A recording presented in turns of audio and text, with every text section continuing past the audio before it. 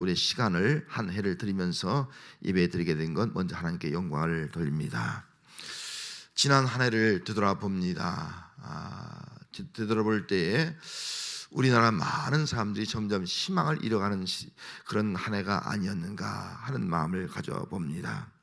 47%가 나는 하층민, 희망을 잃어가고 있는 그런 사회가 되어가고 있다, 그런 말들을 고백하고 있습니다. 실업자 110만, 또 청년 실업 10%, 19년 이래 최하, 최근에는 청년 실업 7.9%, 일본보다 2배나 높은 한국 청년 실업, 이런 보도를 보면서 희망을 잃어가는 청년들의 모습, 희망을 잃어가는 노인들의 위기, 희망을 잃어가는 자영업자들의 위기, 희망을 잃어가는 근로자 또 농민들의 위기를 우리가 바라다 봅니다. 이것이 바로 오늘 우리가 살고 있는 사람들의 삶의 현장이다 하는 겁니다.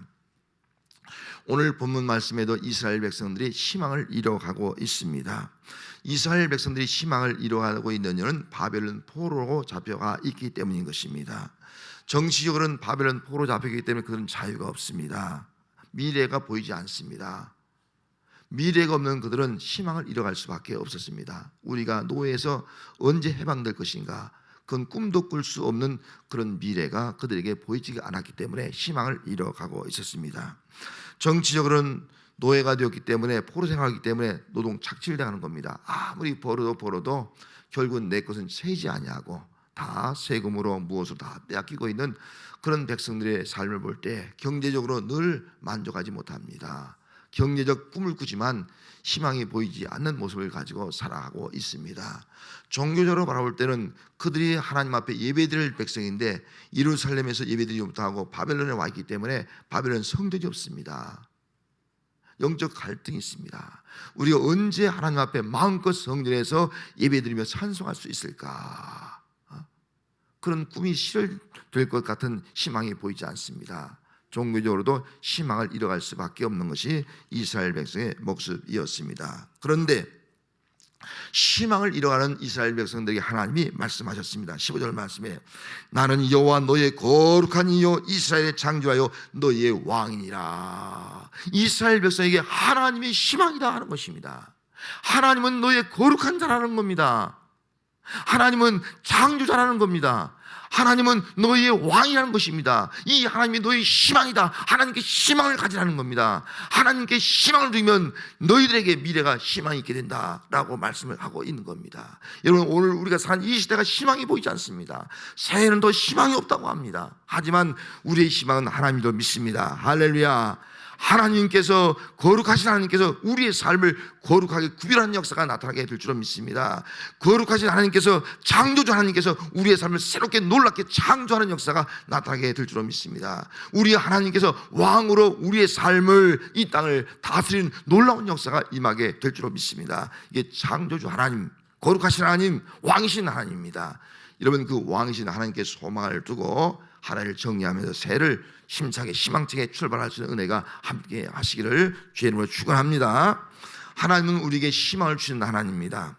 오늘 18절 말씀에 너희는 이전 일을 기억하지 말며 옛날 일을 생각하지 말라, 그렇게 말씀했습니다. 여러분, 이전 일 옛날 일을 기억하지 말고 생각하지 말라. 이제 잠시 후면 우리는 2018년이 다 이전 일 옛날 일이 됩니다. 이걸 기억하지 말라는 거예요.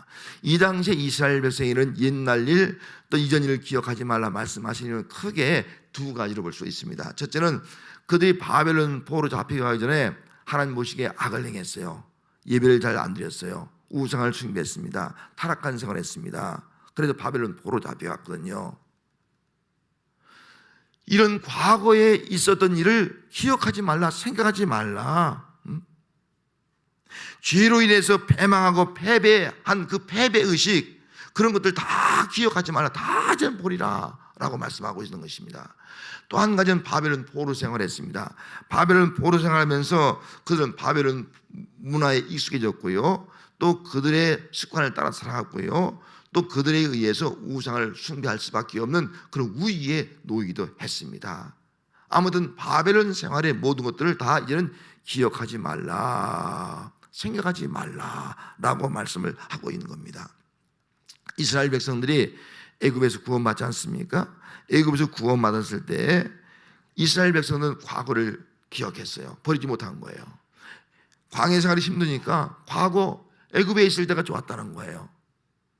애굽에서 편히 노예 생활이지만 편히 있을 때가 좋았다는 거예요. 노예 생활인데도 애굽에서 물을 먹을 때가 좋았다는 거예요. 애굽에서 양식을 먹을 때가 좋았다는 거예요. 광야가 힘들으니까 과거를 기억하는 거예요. 옛 습관을 버리지 못하는 거예요. 옛 습관을 버리지 못하니까 금송아지 만들지 않습니까? 이게 신이라고 말이죠. 이게 얼마나 어리석은 행동입니까? 그래서 하나님께서 그 백성을 홍해바다로 건너게 한 것도 과거를 다 버려라, 다 씻어버려라. 이후에 요단강을 건너가게 한 것도 애굽의 습관들 또 광야를 지르면서 다 버리라는 거예요. 다 버리라. 그래서 약속의 땅에 들어가라 라고 말씀을 하고 있는 이유가 바로 여기 있는 겁니다. 옛것 이전 일을 다 생각하지 말고 기억하지 말라. 이 말씀은 이제는 뭐만 생각하라는 거예요? 하나님만 생각하라. 할렐루야. 지금 역사하시는 하나님만 생각하라 라고 말씀을 하고 있는 겁니다. 하나님께만 희망을 두고 살아가는 겁니다. 여러분 올 한 해 어떻게 살아왔습니까? 이제 잠시 후 한 20분 후면은 이 한 해는 다 지나가게 됩니다. 이 한 해를 지나면서 어떤 일을 당했습니까? 여러분 가운데도 정치적으로 또 힘들었던 사람도 있고, 경제적으로 힘든 사람도 있고, 신앙적으로 참 신앙사람 힘든 사람도 있고, 또 물질적으로 힘든 사람도 있고, 육신의 질병으로 힘든 사람도 있고, 사람과 사람 관계에서 상처로 인한 것도 있고, 이루 말할 수 없는 일들이 많이 있을 겁니다. 여러분 이제 이 모든 것들 이전일이 됩니다. 옛것이 됩니다. 다 기억하지 말고 생각하지 말고 주 앞에 다 내려놓는 성도가 되시기를 바랍니다. 고린도서 5장 17절 말씀에 그런즉 누구든지 그리스도 안에 있으면 새로운 피조물이라. 이전 것은 지나갔으니 보라 새 것이 되었다. 이전 것은 지나가는 거예요. 지나간 것을 붙들고 있으면요 어리석은 삶이 되는 거예요. 지나간 것을 붙들고 있으면 새로운 삶으로 출발할 수 없는 거예요.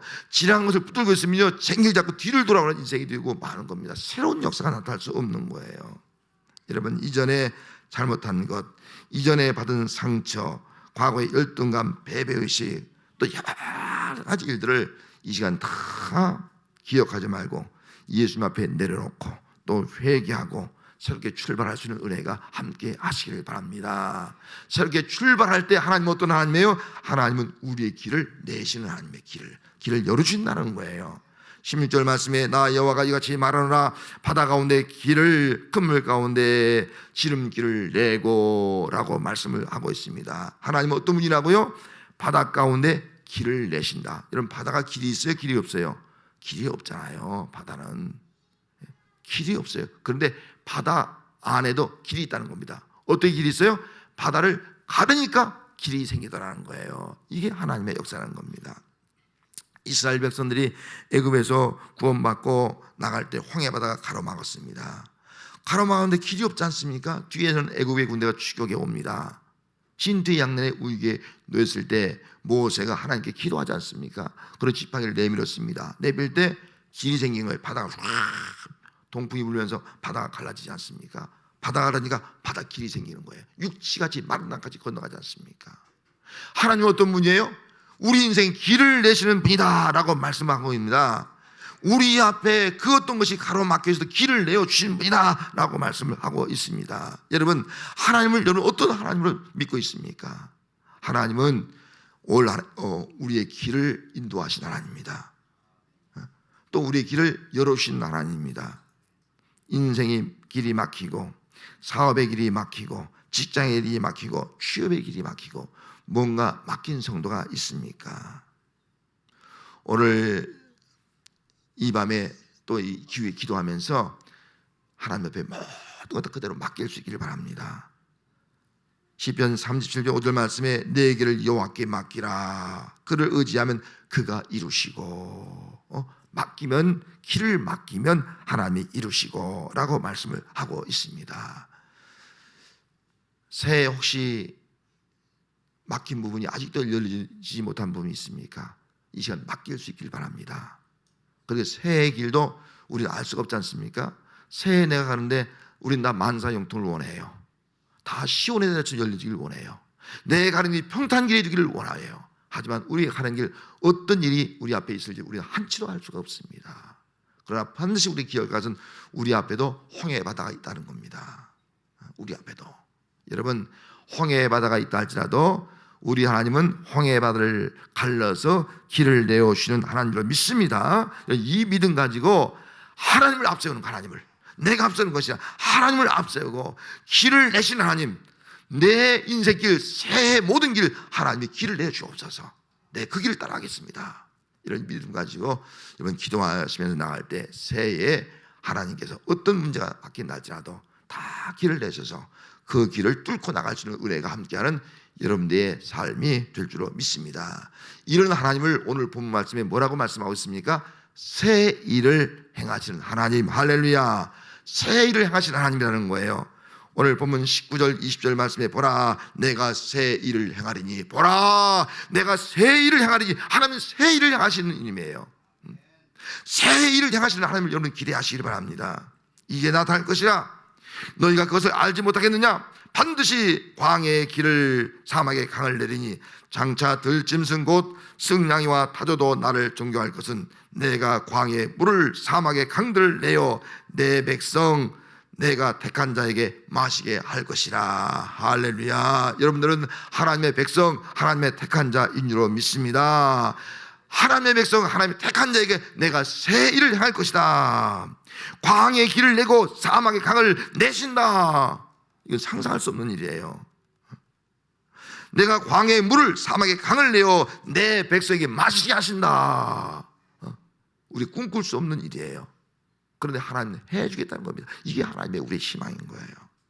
하나님은 불가능을 가능케 하시는 분이다 라고 말씀하고 있습니다. 이스라엘 백성들이 광야에서 지금 바벨론 포로 잡혀 있다고 할 때 그들에게 아무런 희망이 있거든요. 그런데 하나님은 새 일을 행한다. 아니, 하나님이 어떻게 새 일을 행할까?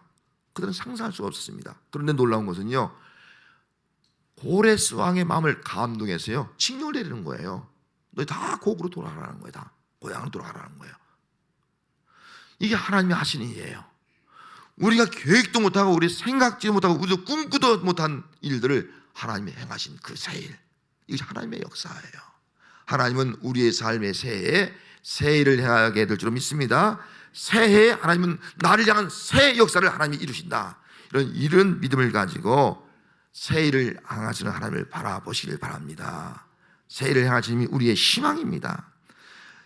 이런 많은 사람들은 새해도 희망이 없다. 정치로 경제적으로 뭘 봐도 희망이 없다. 우리의 취업의 문제 희망이 없다. 그렇게 말을 하는 사람들이 있습니다. 하지만 우리는 하나님을 바라볼 때 하나님은 여러분 삶 가운데 새 일을 행하게 될 줄 믿습니다. 새 일을 행하시는 하나님을 바라보고 나면 우리에게는 희망이 생기게 될 줄 믿습니다. 여러분 희망을 가지고 새해를 출발할 수 있는 은혜가 함께 하시기를 바랍니다. 독일의 철학자가